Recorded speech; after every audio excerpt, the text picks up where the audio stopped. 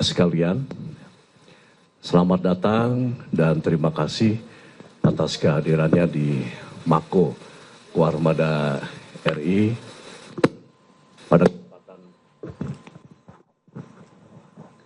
pada kesempatan konferensi pers hari ini. Turut hadir bersama kami Kapolda Banten Bapak Irjen Pol Suyudi Aryo Seto SIK.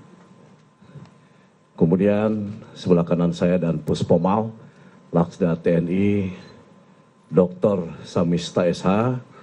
Kemudian sini juga ada Asintel Intelijen Kasal diwakili Asintel, Wasintel, Laksma TNI Bramantio. Kemudian hadir juga Panglima Koarmada 1 Laksda TNI Dr. Yos Suryono Hadi MTRhan, Kadis Pamsanal Laksma TNI Bambang Suseno INDRP, para pejabat utama Koarmada RI dan pihak-pihak yang terkait lainnya. Kami menggelar konferensi pers ini untuk memberikan tanggapan resmi atas kesimpangsiuran pemberitaan terkait insiden atau kejadian penembakan di kilometer 45 res area tol Merak Tangerang pada tanggal 2 Januari 2025 yang diduga melibatkan 3 oknum anggota Angkatan Laut. Kami ingin menegaskan bahwa TNI Angkatan Laut tidak tinggal diam menghadapi permasalahan ini. Kami telah berupaya mengambil langkah cepat dan transparan untuk mencari bukti-bukti guna mengungkap kejadian sebenarnya melalui proses penyelidikan bersama antara Puspomal dan Polda Banten. Saya pertama kali menerima laporan terkait insiden ini pada tanggal 2 Januari 2025 malam sekitar pukul 20.00 dari Asintel Pangkoarmada RI bahwa 3 anggota yang pada saat itu berada di Pangkalan Pondok Dayung, yaitu Sertu AA, Sertu RH, dan KLKBA, di mana mereka mengalami pengeroyokan oleh sekitar 15 orang tak dikenal di rest area kilometer 45 tol Merak Tangerang. Insiden berpangkal dari permasalahan pokok yaitu pembelian mobil.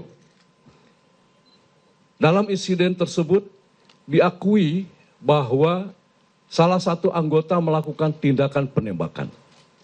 Setelah diketahui kemudian mengakibatkan korban. 1 orang meninggal dunia dan 1 orang luka-luka. Saat ini ketiga anggota tersebut proses penyidikan di Puspomal. Baru saja kami telah mengikuti paparan gelar perkara dari Polda Banten, dan di sini juga hadir Bapak Kapolda Banten terkait perkembangan kasus ini. Kemudian bila penyidikan terhadap oknum anggota yang terlibat oleh Puspomal selesai, selanjutnya akan dituangkan dalam berita acara pemeriksaan atau BAP. TNI Angkatan Laut sangat menghormati proses hukum dengan menjunjung tinggi asas praduga tak bersalah. Dalam penjelasan ini tidak ada yang ditutup-tutupi, semua terbuka.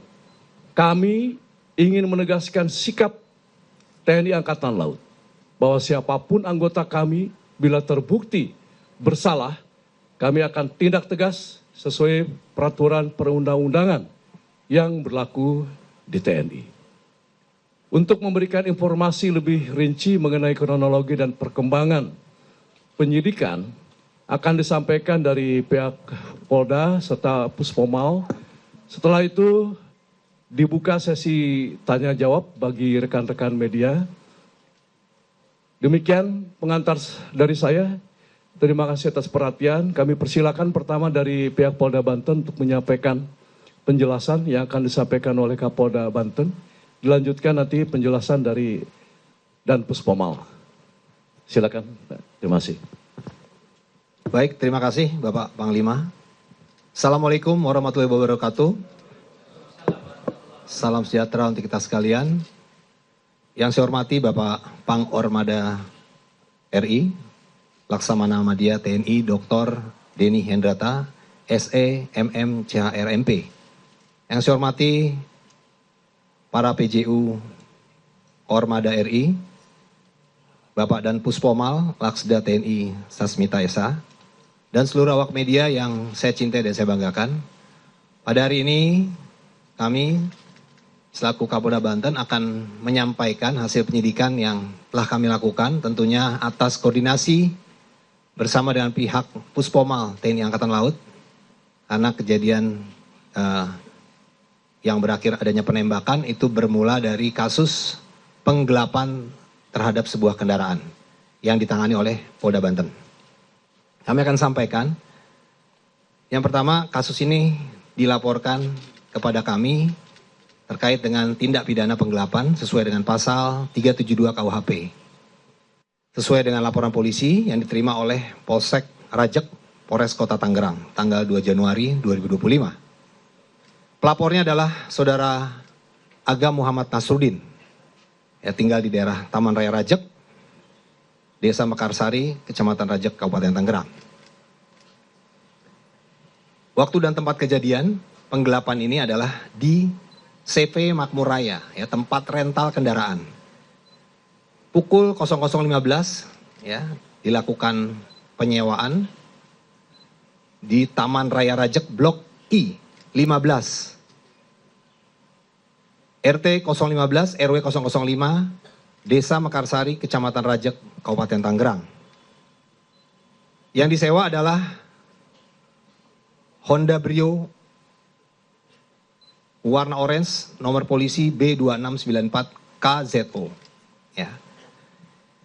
Yang disewa oleh seorang warga Pandeglang bernama AS. Ya. Yang selanjutnya AS ini menyerahkan, ya, setelah dia menyewakan diserahkan pada saudara IH, ya, yang saat ini masih DPO. Ya, kemudian saudara IH ini bukan hanya dia dititipkan kendaraan oleh AS saja, tapi juga dia menyiapkan, ya, KTP palsu dan KK palsu, ya, atas nama AS, ya, atas nama AS.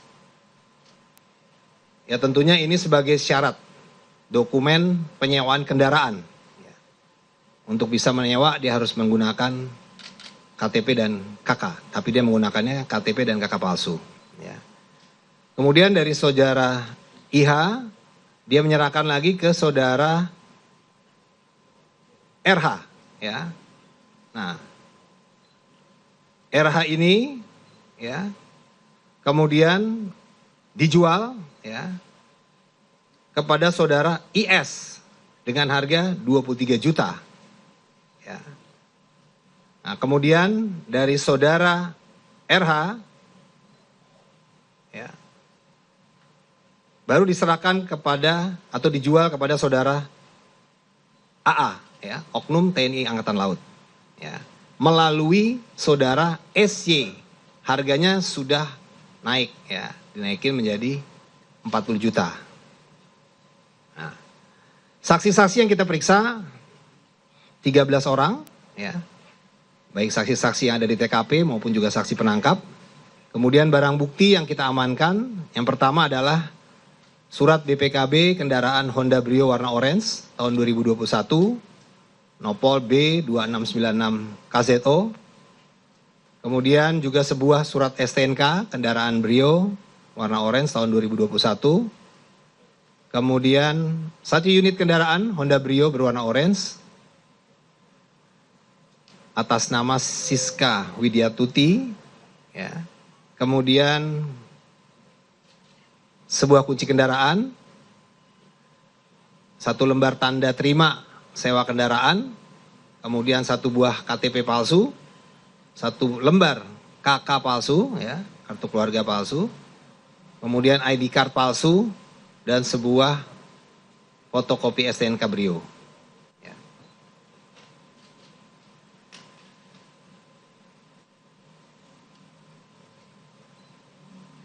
Nah, jadi itu ya proses daripada penggelapan ya, rangkaian yang tadi saya sampaikan, sehingga mobil Brio ini setelah dikuasai oleh oknum anggota TNI AL ya, kemudian dibawa, yang rencananya disewa itu untuk digunakan ke daerah Sukabumi ya. Dan di dalam kendaraan itu sudah terpasang 3 GPS. Nah, 1 GPS masih aktif, 2 di GPS ini sudah tidak aktif. Karena 2 GPS ini mati, maka si pemilik rental ya, Saudara Agam dan ayahnya dan juga stafnya, keluarganya melakukan pencarian secara sendiri ya, secara mandiri. Sehingga menemukan informasi kalau mobil ini ada di sekitar Pandeglang. Ya. Kemudian dilakukan pencarian ke arah sana secara mandiri ya. Sampai dengan kendaraan ini berpindah tempat ya, sampai di kilometer 45 di Indomaret kilometer 45. Nah, disitulah terjadi ya upaya perampasan atau pengambil alihan ya, maksudnya pengambil alihan dari pihak rental ya, tapi karena adanya situasi yang agak tarik-menarik di sana sehingga terjadilah penembakan. Nah, nanti akan disampaikan untuk kejadian penembakan dari Pak dan Puspomal. Seperti itu. Baik, itu yang bisa kami sampaikan. Terima kasih. Wassalamualaikum warahmatullahi wabarakatuh. Terima kasih Pak Kapolda Banten. Sekarang giliran dari Dan Puspomal untuk menjelaskan apa yang sudah dilaksanakan penyidikan. Silakan.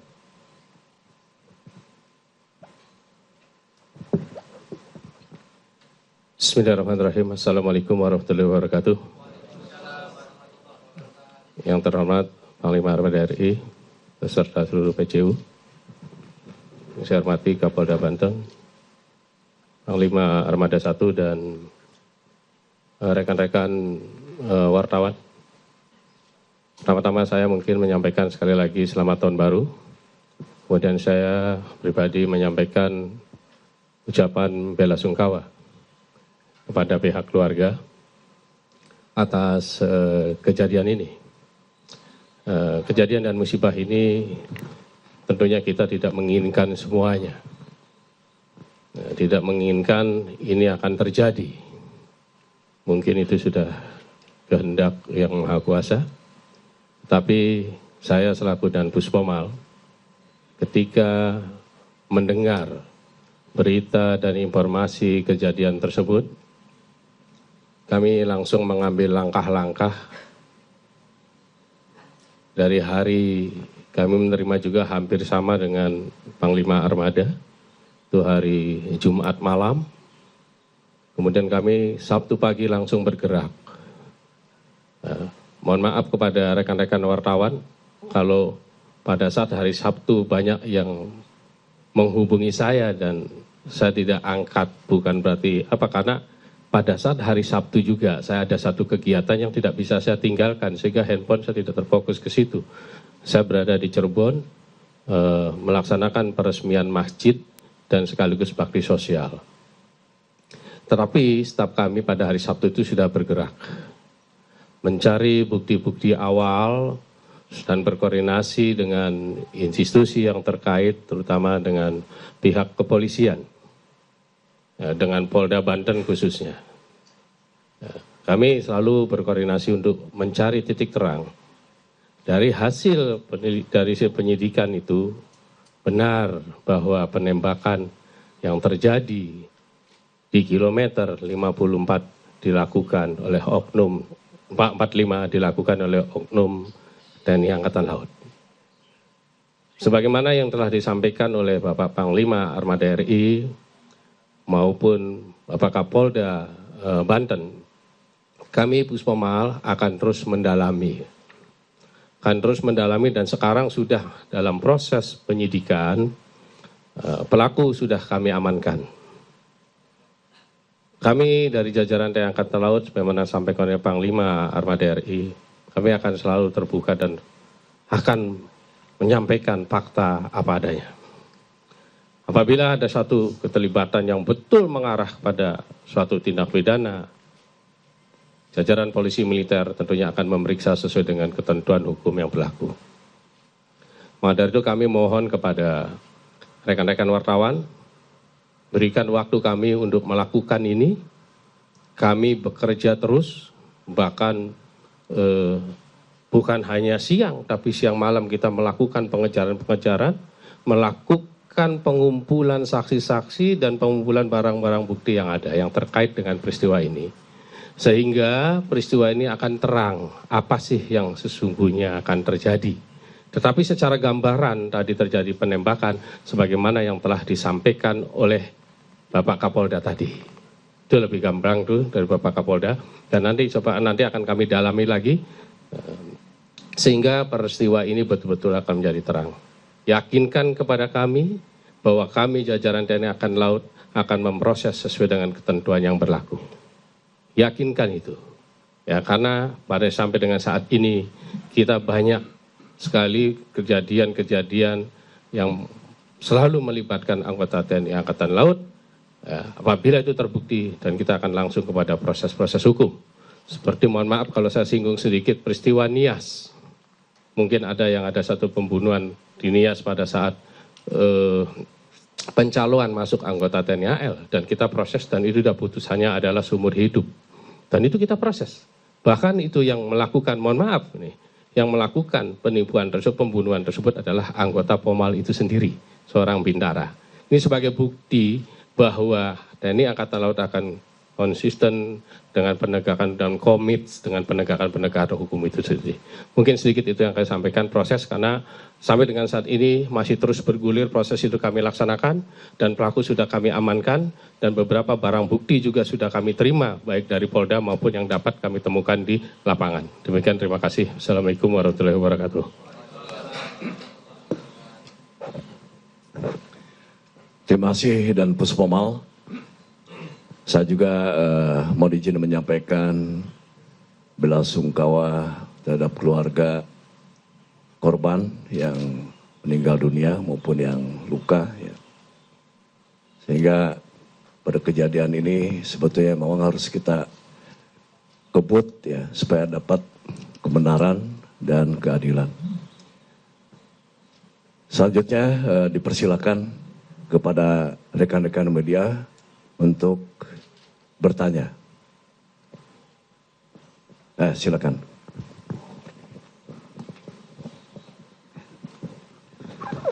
Selamat pagi menuju siang, Pak Panglima, Pak Dan Puspomal, Pak Wasintel, Pak Kapolda, dan pejabat tinggi TNI AL yang lain. Izin Bapak, nama saya Santi Pak dari media IDN Times. Ada 2 pertanyaan yang ingin saya tanyakan ke pihak TNI AL dan 1 pertanyaan untuk Bapak Kapolda Banten.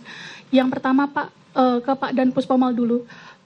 Berdasarkan pemeriksaan awal, itu kan ada 2 korban yang terkena luka tembakan dan 1 meninggal.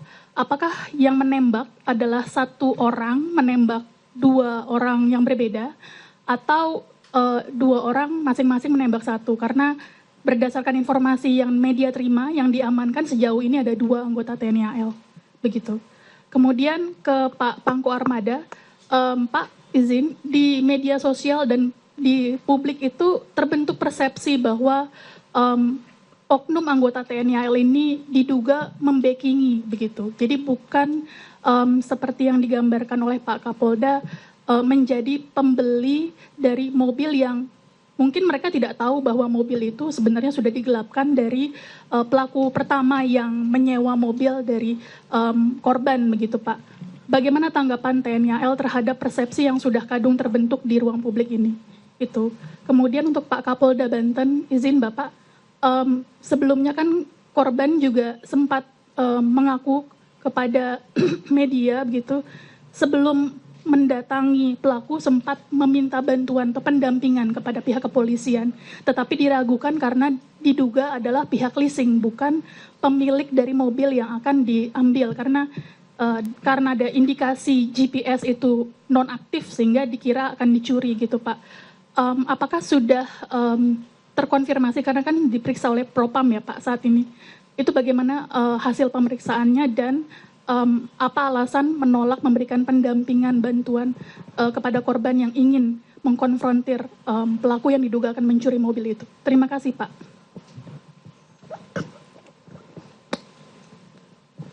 Ini kita jawab satu persatu dulu atau gimana? Ya, kita jawab satu persatu aja dulu ya. Mungkin tadi yang pertanyaan ke Puspomal dulu.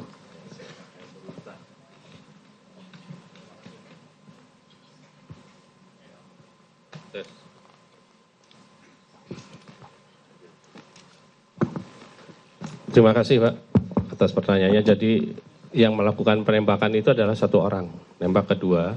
Karena yang satunya itu kan dari hasil CCTV juga yang dikeroyok itu tadi, yang baru keluar dari toilet, nah dikeroyok sehingga ada satu keributan, disitulah anggota yang menembak itu. Jadi bukan dua anggota yang menembak, tapi satu anggota yang menembak. Dan semua anggota sudah kita amankan. Gitu, Pak.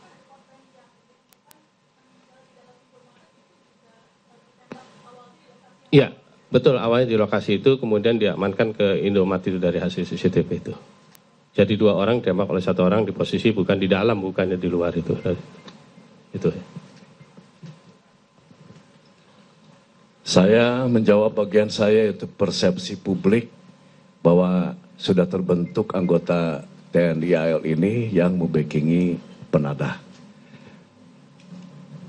Justru saya gelar konferensi pers ini untuk supaya semua tahu ya, bahwa kejadian yang sebenarnya seperti apa. Makanya kan ini dihadirkan Bapak Kapolda Banten dan Puspomal ya. Dan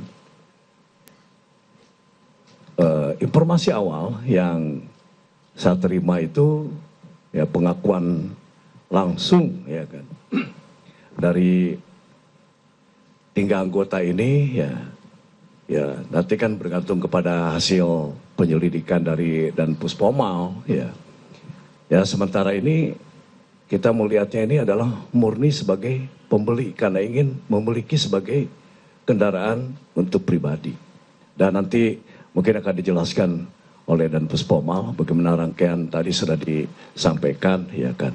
Bagaimana kejadian itu juga tampak tidak ada rasa bersalah ya kan ya. Dan itu ada rangkaian tadi menurut pengakuan dari salah satu anggota ya, itu kan tadi disebutkan oleh Bapak Kapolda beli dengan 40 juta. Dan itu kan mobil diambil tanpa surat. Dan itu ada perjanjian. Ya mungkin nanti akan didalami. Benar apa tidak, ya itu nanti dari dan Puspomal. Yang sebetulnya harga itu juga belum selesai. Ya, tadi kan bukti transfer DP 40 juta. Ya, dan itu ada di dalam pembelian itu kan awalnya dari online seharga 135 juta. Nah karena si penjual itu tidak bisa memberikan surat STNK dan BPKP, makanya perjanjian ya, dan sebetulnya itu sudah mau di cancel ya kan, nggak jadi dah gitu kan.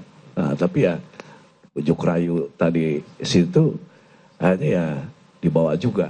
Nah mungkin ini bisa salah satu yang bisa dikembangkan ya kan, karena kami mendapat laporan kan tidak hanya sekedar ini pangkalnya apa sih masalahnya itu kan. Pasti saya sebagai atasan ya kan, mereka juga ingin mendalami ya, supaya saya bisa melihat ke dalam ini prajurit ini melakukan apa ya.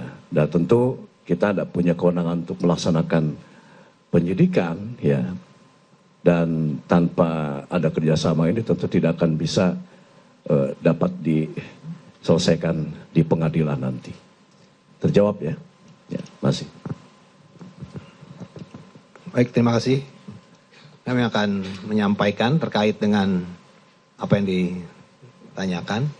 bahwa memang betul ada peristiwa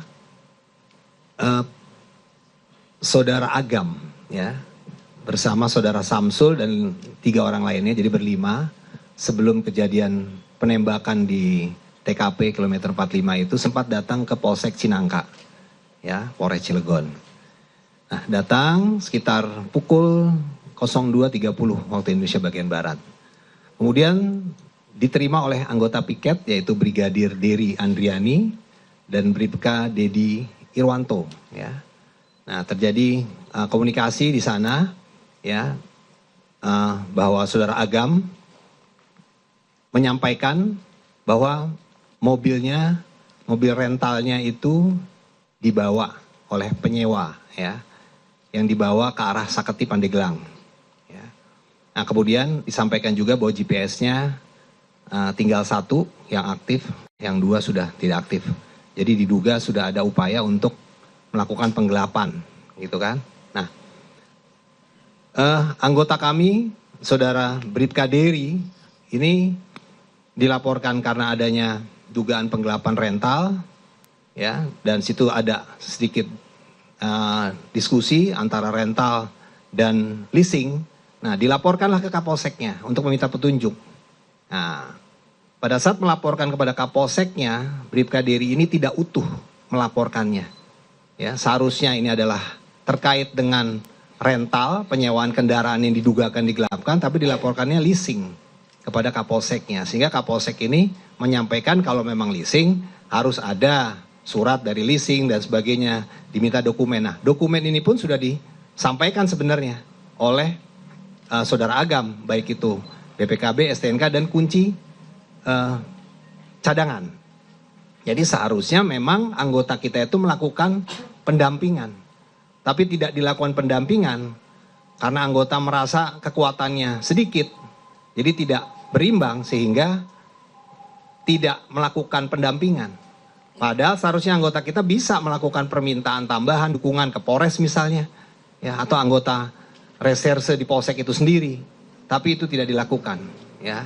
Nah, sehingga dari hasil penyidikan Propam Polda Banten, ya, telah ditemukan adanya pelanggaran, ya, terhadap ketidakprofesionalan terhadap anggota saudara Dery, ya, Andriani, ya, karena tidak respon terhadap laporan masyarakat yang seharusnya melakukan pendampingan untuk mengamankan kendaraan Honda Brio yang diduga akan digelapkan ini, karena sudah ada dugaan penonaktifan GPS sebanyak 2 buah, tinggal 1, berarti ini sudah ada dugaan. Seharusnya dia sebagai anggota Polri dia melakukan pendampingan, ya, tapi tidak dilakukan sehingga dalam pemeriksaan penyidik dari Propam ini adalah dugaan pelanggaran dan tentunya akan kita tindak tegas, ya, anggota ini, ya, baik secara etika, ya, yang sanksinya dapat kita demosi, bahkan yang terberat adalah bisa di PTDH. Begitu juga Kapolsek, ya, sebagai pimpinan di Polsek tersebut, ya, dia tidak melakukan pengawasan dan pengandalian dengan baik, ya, tentunya ini juga akan kita kenakan sanksi, ya, baik demosi maupun juga yang terberat adalah PTDH. Dan juga anggota lain yang ada di situ, yaitu Bribka Dedi Irwanto yang juga mendampingi saudara Dery Andriani, juga akan kita kenakan sanksi kode etik. Demikian. Terima kasih. Ya, siapa lagi? Ya, silakan. Nanti habis. Selamat siang, izin semuanya. Saya Eril Wiranapa dari Kompas TV. Ingin lebih menanya terhadap dengan transparansi dari 3 oknum anggota TNI yang terlibat. Ini berperan sebagai apa aja dan lalu pangkat serta kesatuannya mungkin bisa diberikan kepada informasi publik. Terima kasih.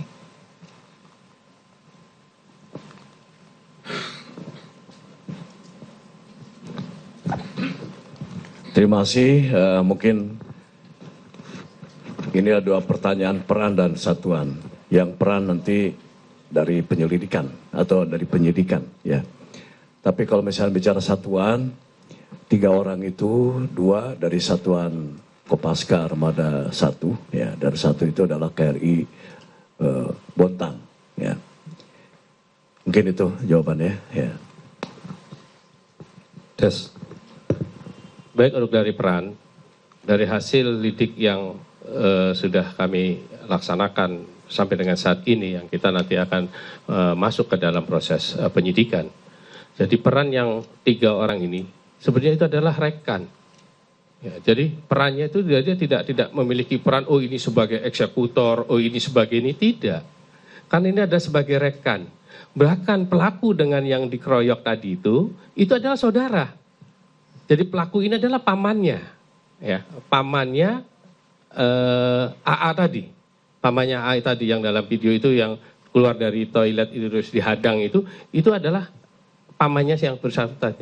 Jadi peran dalam tindak kejahatan, apakah ini sebagai penadah, apakah ini sebagai backing, dari hasil lidik sementara itu masih belum ditemukan. Tetapi apabila nanti dalam perkembangannya ada unsur-unsur yang bisa membuktikan itu, nanti kan dalam proses penyidikan.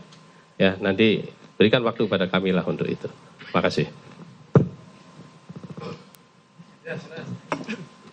Iya, terima kasih Pak. Mohon izin saya Gita Irawan Pak dari tribunnews.com. Yang ingin saya tanyakan adalah terkait dengan keberadaan senjata api itu Pak. Senjata api itu kan dibawa oleh anggota ya Pak. Apakah itu memang sesuai dengan SOP? Artinya apakah anggota ini dalam keadaan dinas atau lepas dinas misalnya gitu.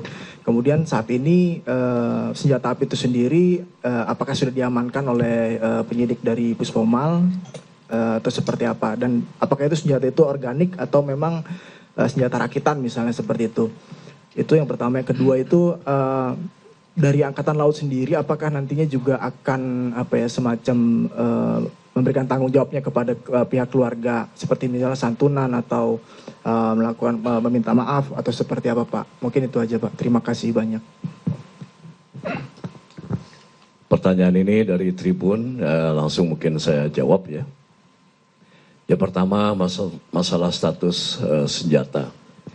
Senjata itu senjata inventaris ya, yang melekat karena jabatan dari AA ya, itu adalah ADC ya.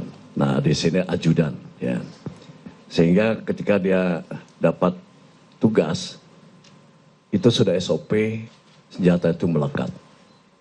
Kemudian tadi udah dijawab ya bahwa ini sudah ada SOP-nya itu tadi ya, ada surat perintahnya segala macam. Nah kemudian ya tentu bukan senjata rakitan ya. Ada lagi? Oh ya yang tadi ya. Ya tentu ya, karena kita juga kan pada dasarnya adalah warga negara, pada hakikatnya juga kita manusia ya.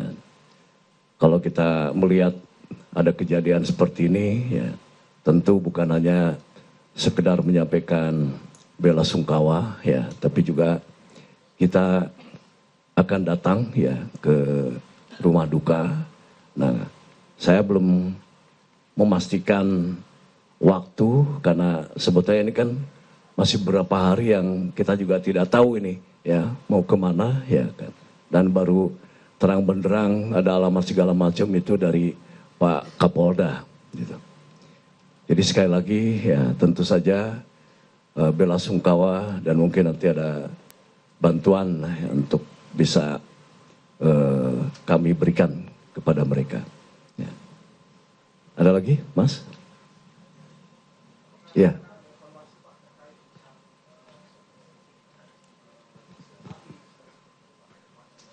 Ya. Kita akan evaluasi, tapi penggunaan senjata melekat itu adalah untuk pengamanan diri dan siapa yang menjadi tanggung jawab pengamanan atasannya itu. Ya, karena kalau misalkan terjadi sesuatu terhadap atasannya, maka orang yang pertama melekat itulah yang mengamankan, ya kan? Kita bicara masalah SOP tadi, ya kan? Nah kalau saya dihadapkan kepada pengeroyokan, berarti kan sebetulnya kan sama-sama nggak tahu siapa yang akan mati, ya kan ya?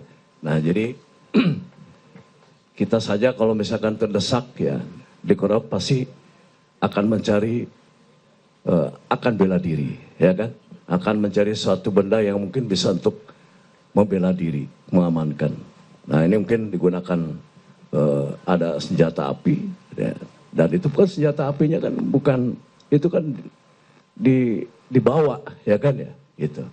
Nah mungkin sementara itu ya untuk evaluasi nanti kita akan evaluasi ya sebentar bagaimana ke depan ini untuk penggangan senjata api ini. Tapi sebetulnya karena pengeroyokan juga kan tidak berpikir resiko kalau orang yang dikeroyok itu mati, ya kan? Ya kan? Gitu. Jadi kembali lagi apalagi mungkin karena tentara juga yang sudah dilatih bagaimana faktor kecepatan, insting segala macam, ya kan? Karena kita sering dengar ada kill or to be kill, ya kan ya? Nah itu, mungkin saya kira itu. Terima kasih atas pertanyaannya, ya Mas. Ada lagi? Ya silakan. Ya.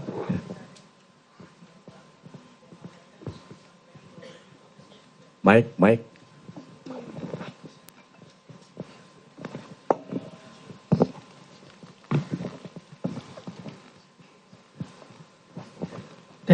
Mohon izin Bapak Sahrul dari Jawa Pos, izin ke Pak Dan Puspomal menanyakan status. Karena kan tadi disampaikan bahwa prosesnya ini sudah di tahap sidik, artinya penyidikan. Kami ingin tanyakan dari 3 orang ini apakah memang semuanya sudah berstatus tersangka atau semuanya masih terperiksa, Pak? Terima kasih. Baik, terima kasih ya atas pertanyaannya Mas Sahrul. Jadi anggota ini sekarang sudah ditahan di tempat kami dan sesuai dengan surat penahanan dari Ankum sudah kami terima, terhitung karena hari Sabtu yang lalu itu anggota sebenarnya sudah kita amankan.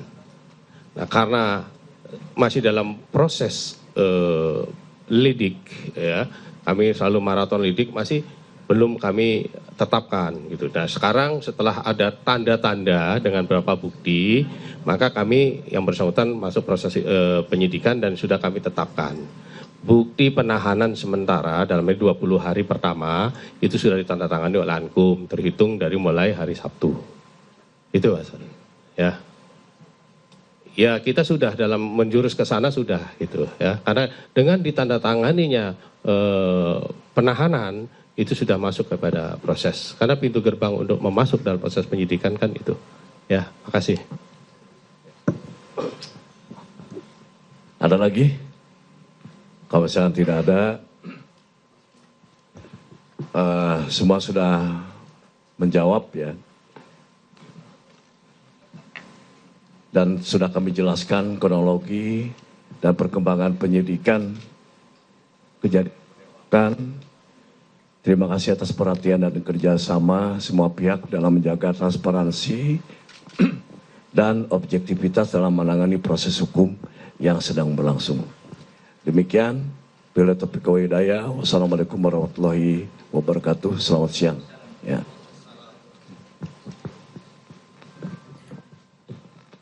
Dan itu tadi saudara, kita sudah sama-sama menyaksikan konferensi pers terkait dengan penembakan bos rental mobil yang dilaksanakan oleh Irjen Suyudi AS Kapolda Banten, Laksda Samista Komandan Puspomal Laksamana Madyadeni Hendrata, Komandan Komando Armada RI.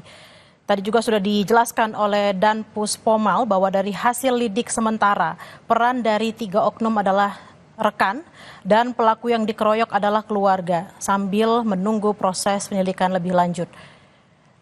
Dan informasi lanjutan akan kami hadirkan usai jeda, saudara, tetaplah di Breaking News Kompas TV.